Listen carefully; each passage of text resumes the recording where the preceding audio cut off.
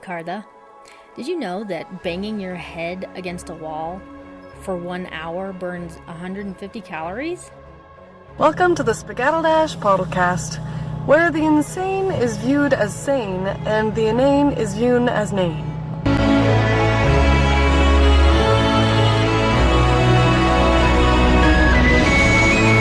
On this, our 6th episode, we're going to be talking about something kind of strange. You may want to buckle up.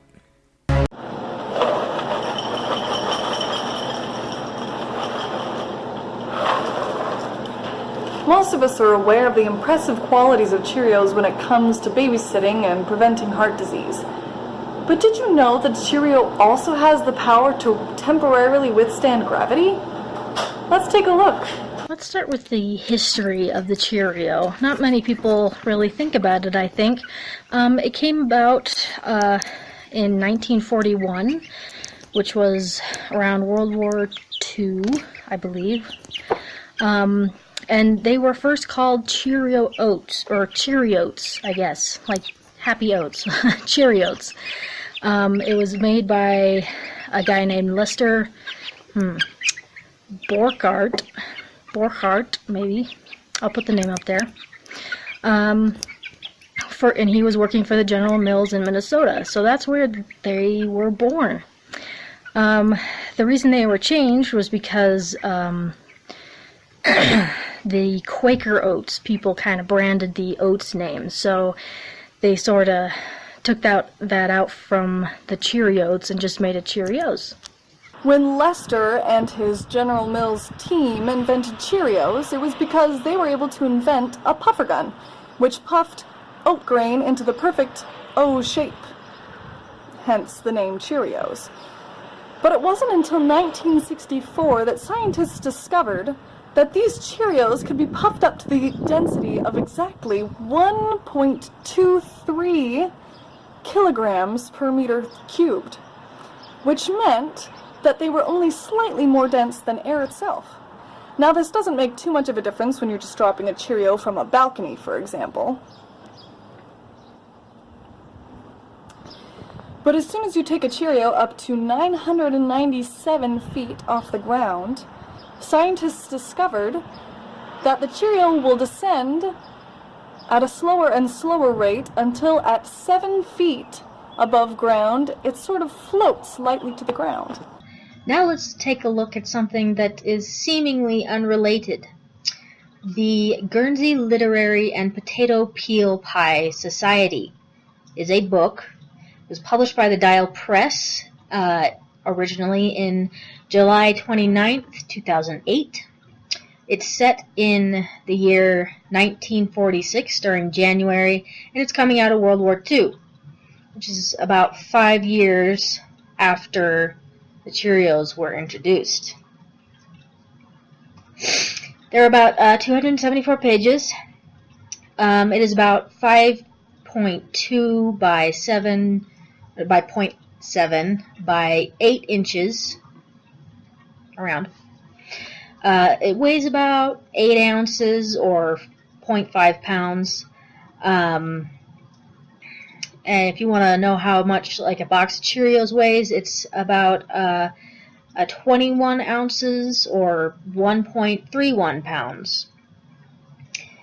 Now, this may seem unrelated, but we talked to our friends at the Spagadledash Institute of Science.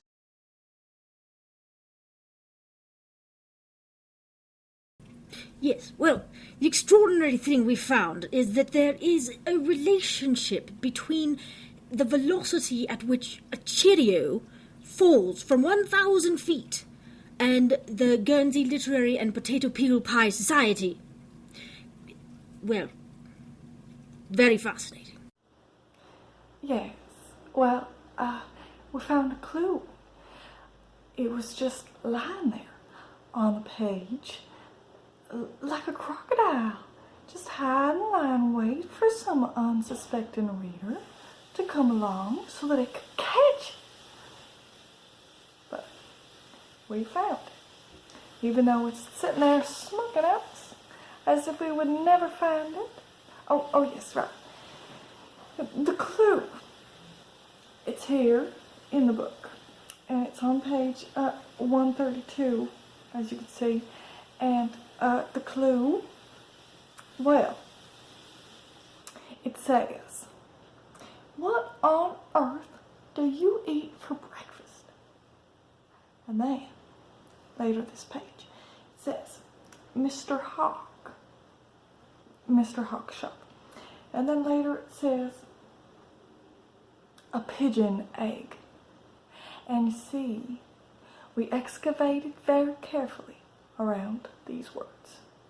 We dusted off every distracting element, every other bit of text, until we were absolutely certain that this was actually indeed a clue. And we discovered that it had no external or internal connections outside of one thing, and that was referring to the floating powers of the Cheerios breakfast cereal.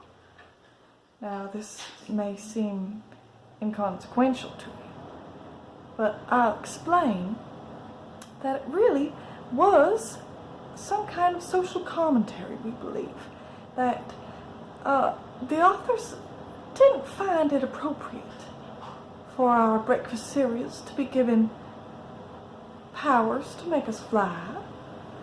In this day and age, we need much less of a superpower and much more nutrition for our children, especially in their breakfast. If you want to have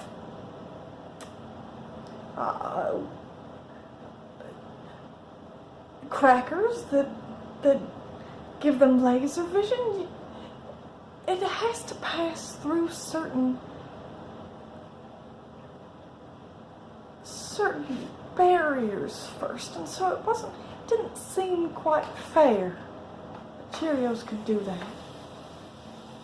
I suppose you're wondering how we came up with such a brilliant idea in the first place to even start looking. Well, the most extraordinary thing happened.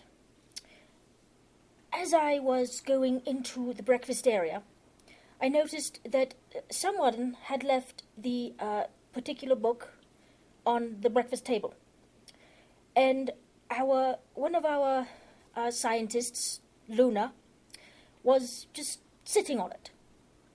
And not only that, but this was a particular member of our society, well, not our society, excuse me, our institute, that it was rather messy at breakfast. And there were Cheerios lying on the table. So while Luna was sitting on the book, she was looking at the Cheerios. And something struck me. She's the most genius scientist we've got, mind you. I called her Dr. Andom. And we watched her for a moment. Just for a moment, because I knew she had an idea. And the next thing she did was she took her little paw and she pushed a Cheerio off the table. And then we got it. It was right there. As Dr. Andom said, it was staring at us. And it took Luna, our young scientist, to tell us what was going on. And it blew us away. But that is how we discovered that there was something more to Cheerios and the Guernsey Peel and Potato Pie Society. So in conclusion, our lesson learned from this is that if anything seems too ridiculous to be true, probably is. Aluna, thank you. So next time you have some of those Cheerios of oats, don't forget to have them with a big juicy piece of potato peel pie. I guess this brings us to the end of this ridiculous episode. Thanks for watching. We'll take a quick look at the moon. It's a waxing crescent, 5% visible on 4th of July today. Happy 4th of July. And then move on here to the picture, which is the original boxing of the Cheerios. And I think it's pretty cool. I like that old style art. I'm a Fallout fan. Some of you may understand what that means.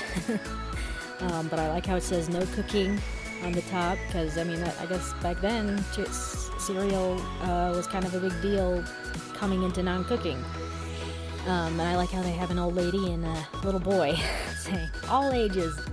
I love this picture because it severely contrasts how food products are today versus when Cheerios were created, because I can't even imagine a time when cereal didn't come ready to eat, or when children had to be coaxed to eat it.